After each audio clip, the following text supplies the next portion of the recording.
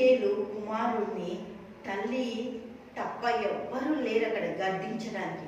అధికారం తల్లికి ఒక్కదానికే ఉంది. ఎందుకు అంటే ఆయన రాజు కదా, దేవునికి స్తోత్రం. అమ్మ బుద్ధి మాటలు చెప్తుంది రాజు.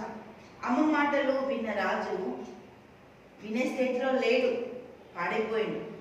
అందుకే చెప్తుంది సామెతలు 31:2 నా కుమారుడా నేనేమందును, నేను కన్న కుమారుడా నేనేమందును, నా మొక్కులు మొక్కి కనిన నా కుమారుడా నేను ఏమందును. దేవునికి స్తోత్రం. హల్లెలూయా. ఏమంట చెప్పు? ఇంతగా చెడిపోయినావు నువ్వు, ఇంతగా పాడైపోయినావు. అమ్మ గుండెలు బాదుకుందంట.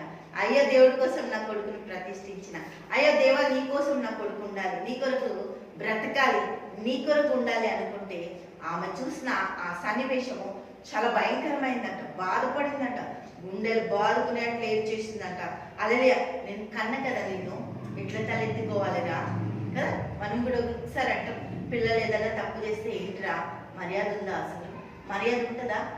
మనము ఎలా బయట మాట్లాడతాం ఇట్లాంటివి చూసుకొని కదా అంటాం, అడుగుతాం, పిల్లల్ని బెదిరిస్తాం.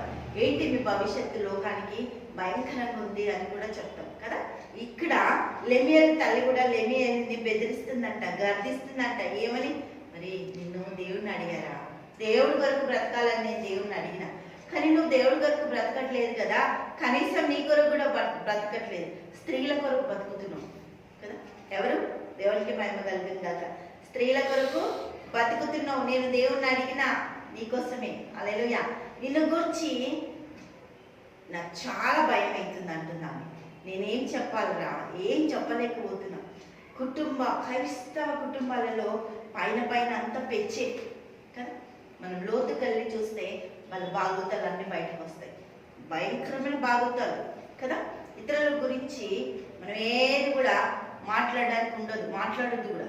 ఇద్దరు వ్యక్తులు దేవుడు మీకు చెప్పిండు అంటే గమ్మున ఊరుకోవాలి. మళ్ళీ అది ఎక్కడ చెప్పడానికి ఎవరికి వీలు లేదు. మీ బిడ్డల ముందు అస్సలు మాట్లాడద్దు. హల్లెలూయా. దేవునికి స్తోత్రం. ఆ వ్యక్తులు వచ్చినప్పుడు వాళ్ళు విలువనివ్వరు, మాట్లాడడానికి అధికారం ఎవరికి కూడా లేదు. హల్లెలూయా.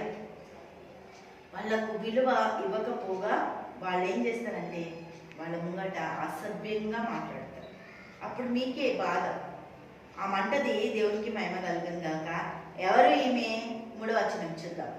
సామెతలు 31:3. నీ బలము స్త్రీలకు ఇయ్యకుము, రాజులను నశింపజేసి స్త్రీలతో సావాసము చెయ్యకుము. వెళ్ళకు స్త్రీల దగ్గరికి కదా, స్త్రీలకు ఇవ్వకు. ఆమె బాధతో పిలుస్తుంది, నా కొడుకా, రే నా కుమారుడా, లెమియేలు. అర్థమైంది కదా ఎవరో వీళ్ళు. దేవునికి మహిమ కలుగును గాక.